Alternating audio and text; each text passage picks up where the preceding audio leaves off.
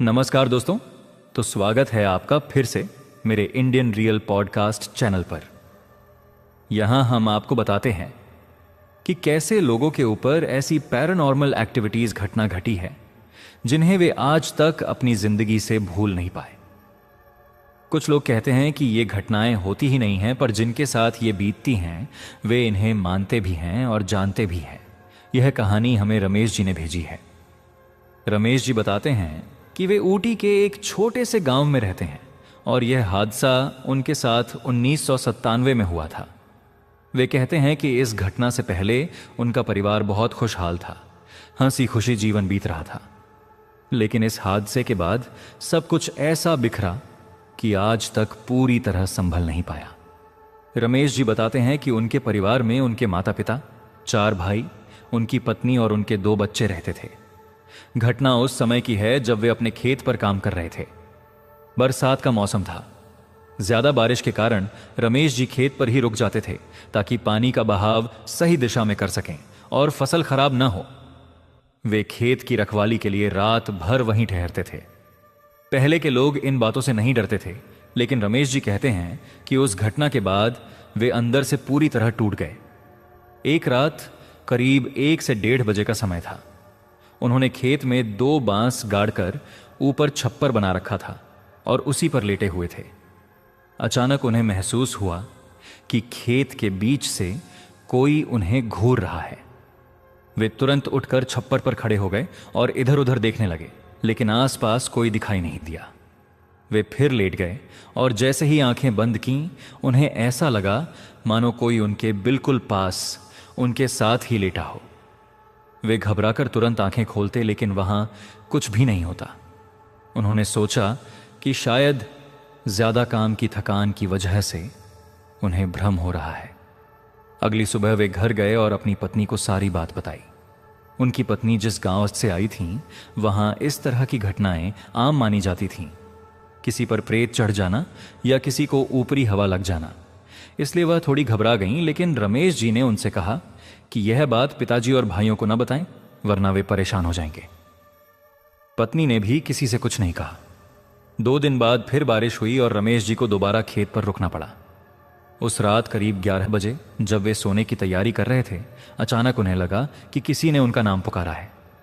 आवाज बहुत डरावनी थी। उन्होंने खेत के किनारे खड़े एक पेड़ की ओर देखा। उन्हें वहां एक काली परछाई दिखाई दी जिसके पैर नीचे लटक रहे थे। वह परछाई उन्हें घूर रही थी और मुस्कुरा रही थी। यह देखकर रमेश जी के होश उड़ गए। वे चिल्लाना चाहते थे, लेकिन आवाज नहीं निकली। डर के मारे वे वहीं बेहोश हो गए। जब उन्हें होश आया तो वे खेत में नीचे पड़े थे और उनके 4 भाई, पिताजी, मां और पत्नी उनके आसपास खड़े थे। सुबह सब उनसे पूछ रहे थे कि क्या हुआ था, लेकिन रमेश जी ने कुछ नहीं बताया। उन्होंने कहा कि शायद ज्यादा काम की वजह से चक्कर आ गया होगा और वे गिर पड़े होंगे। यह उनकी सबसे बड़ी गलती थी। उन्होंने यह दूसरी घटना भी किसी को नहीं बताई। हालांकि उनकी पत्नी उनके बदले हुए स्वभाव से समझ गई थी कि कुछ गंभीर बात है। इसके बाद रमेश जी ने खेत पर जाना लगभग बंद कर दिया। उनके पिताजी और मां हैरान थे, क्योंकि रमेश जी बहुत मेहनती थे और रोज खेत जाते थे। लेकिन सबने सोचा कि शायद उनकी तबीयत ठीक नहीं है। धीरे धीरे उनके स्वभाव में बड़ा बदलाव आने लगा। वे छोटी छोटी बातों पर गुस्सा करने लगे। जो रमेश जी पहले कभी शराब नहीं पीते थे, अब वे बहुत ज्यादा शराब पीने लगे। उन्हें सिर्फ चिकन खाने और शराब पीने की इच्छा होती थी। वे एक बार में 2-4 किलो चिकन खा जाते थे। परिवार वाले हैरान थे, लेकिन कुछ कहते नहीं थे, क्योंकि बात करने पर वे और ज्यादा चिड़चिड़े हो जाते थे। यह सब देखकर उनकी पत्नी चुपचाप गांव के एक पंडित जी के पास गईं और उन्हें घर लेकर आईं। लेकिन जैसे ही पंडित जी ने घर में कदम रखा, वे अचानक घबरा गए। उनके चेहरे पर पसीना आ गया और वे बिना कुछ कहे वापस लौट गए।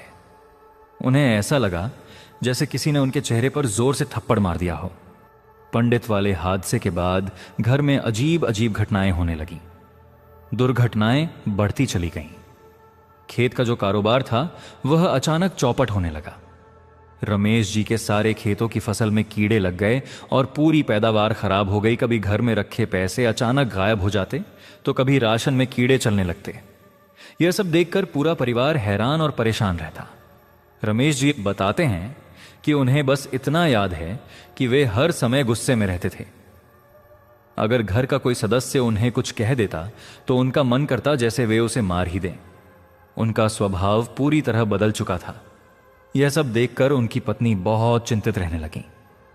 आखिरकार वे अपने मायके गईं और अपने भाइयों को सारी बात बताई। उनके भाई अपने गांव से एक उतारा करने वाले व्यक्ति को रमेश जी के घर लेकर आए। जब वह व्यक्ति घर पहुंचा तो उसने दरवाजे पर खड़े खड़े ही महसूस कर लिया कि घर पर किसी बहुत बड़ी और शक्तिशाली सत्ता का साया है। वह घबरा गया और बिना कुछ किए ही वापस लौट गया। यह दूसरी बार था जब कोई मदद के लिए आया और डरकर चला गया। पहले पंडित, अब उतारा करने वाला, दोनों ही असफल रहे। घर वालों को कुछ समझ नहीं आ रहा था कि आखिर घर में क्या हो रहा है। रमेश जी की पत्नी की चिंता और बढ़ गई क्योंकि रमेश जी का व्यवहार दिन प्रतिदिन बिगड़ता जा रहा था। वे छोटी छोटी बातों पर झगड़ा कर लेते और गुस्से में घर से निकल जाते। उन दिनों न ज्यादा बिजली थी और न ही कोई सुविधा। वे रात रात भर घर से दूर भटकते रहते और परिवार वाले चिंता में डूबे रहते। एक दिन उनकी पत्नी चूल्हे पर काम कर रही थी। अचानक रमेश जी पीछे से आए और किसी बात पर बहस हो गई। झगड़ा इतना बढ़ गया कि परिवार ने तय किया कि अब किसी बड़े साधु, पंडित या तांत्रिक को बुलाकर ही घर की जांच करवाई जाएगी। आखिरकार रमेश जी की पत्नी ने अपने ससुर को सारी सच्चाई बता दी कि खेत में रमेश जी के साथ क्या हुआ था। उन्हें किसी के पास लेटने का एहसास हुआ था और उन्होंने काली परछाई भी देखी थी। यह सुनकर रमेश जी के पिता स्तब्ध रह गए। उन्होंने तुरंत एक तांत्रिक को खोजा और उसे घर बुलाया। जब तांत्रिक घर पहुंचा तो वह गेट के बाहर ही रुक गया।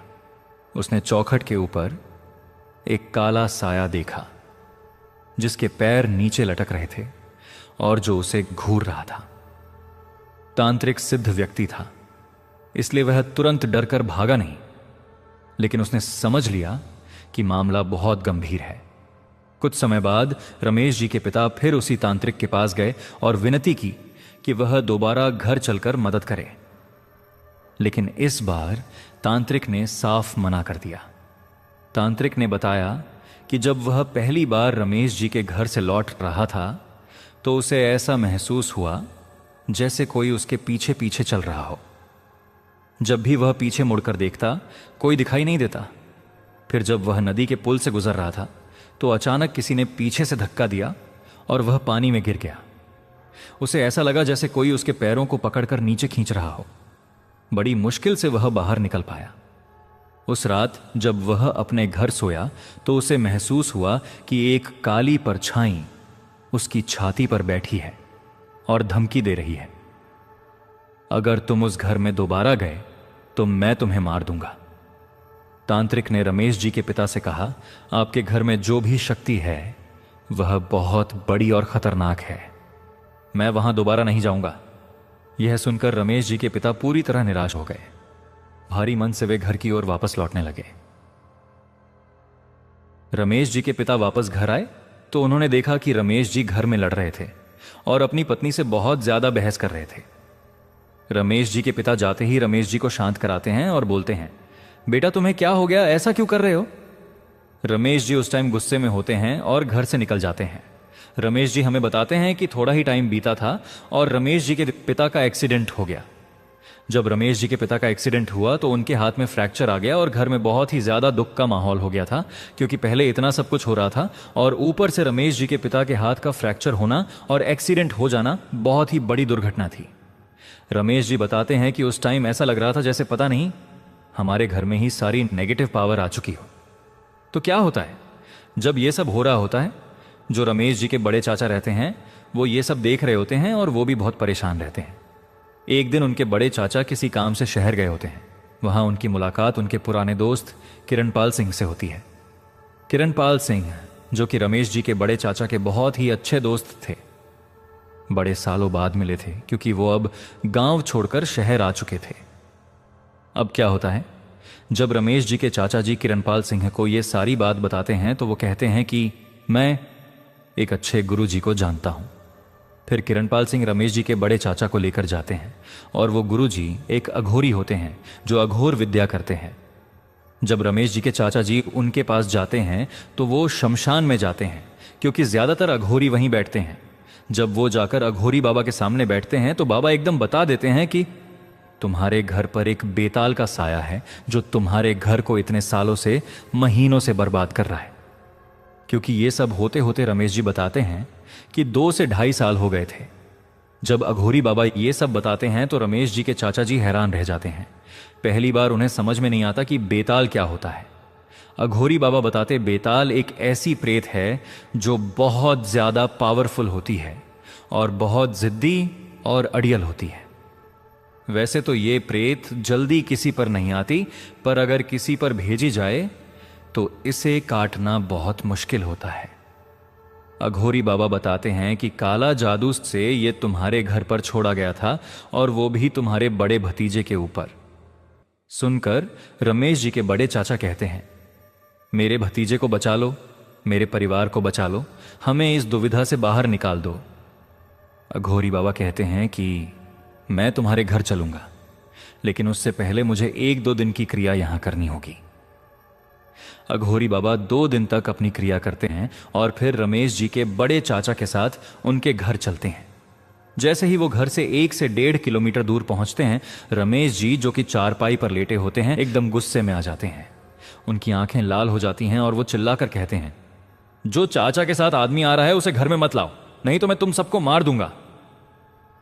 ये पहली बार था जब घर वालों ने रमेश जी को ऐसे पोजीशन में देखा था। उनकी आवाज बदल चुकी थी और बहुत डरावनी हो गई थी। घर वाले घबरा जाते हैं। चाचा जी ने पहले ही घर पर फोन करके बता दिया था कि रमेश को कुछ ना बताना। बाबा घर के बाहर आते हैं तो रमेश जी जोर जोर से चिल्लाने लगते हैं।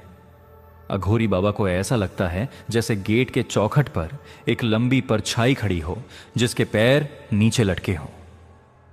अघोरी बाबा गंभीरता से उसे देखते हैं और अंदर चले जाते हैं। वो रमेश जी के पास बैठकर सिर्फ इतना पूछते हैं, तुझे किसने भेजा? पहले 2-3 बार रमेश जी कुछ नहीं कहते। जब अघोरी बाबा मंत्र पढ़ते हैं और फिर पूछते हैं, तुझे किसने भेजा?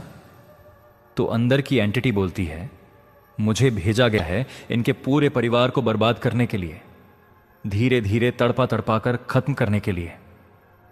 यह सुनते ही घर वाले हैरान रह जाते हैं। अघोरी बाबा पूछते हैं, तू इनके घर पर कब से है? वो कहता है, मैं पिछले 3-4 साल से हूं, पर पिछले 2-2.5 साल से इन्हें बहुत ज्यादा परेशान कर रहा हूं। वो ये भी बताता है कि इनके कारोबार, फसलें या जो भी मदद करने आता था सबको उसने ही बर्बाद किया।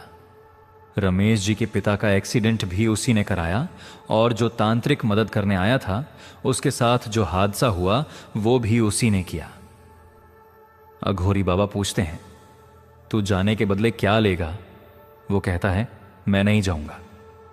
अघोरी बाबा रमेश जी को एक ताबीज देते हैं ताकि वो सुरक्षित रहे और घर वालों से कहते हैं कि इसका उतारा यहां नहीं हो सकता, ये कोई छोटी चीज नहीं है, ये बेताल है। अगर यहां ज्यादा क्रिया की तो ये पूरे परिवार को बर्बाद कर सकता है या रमेश की जान जा सकती है। अघोरी बाबा बोलते हैं कि आपको कल शमशान घाट आना होगा, वह भी पूरे परिवार के साथ। अगले दिन सब लोग रात करीब 1:30 बजे शमशान घाट पहुंचते हैं। अघोरी बाबा ने पूरी तैयारी कर रखी होती है। रमेश जी को एक घेरे में बैठाया जाता है और ताबीज खोल दिया जाता है। ताबीज खुलते ही रमेश जी को लगता है जैसे उनके शरीर में इतनी ताकत आ गई हो कि नसें फट जाएंगी। अघोरी बाबा पूछते हैं, तू जाने के बदले क्या लेगा? एंटिटी फिर कहती है, मैं इसे मारे बिना नहीं जाऊंगा। अघोरी बाबा गुस्से में कहते हैं, या तो तू जाएगा या तू बंधेगा, 2 ही रास्ते हैं। मुझे पता है तुझे मारा नहीं जा सकता। फिर अघोरी बाबा क्रिया शुरू करते हैं।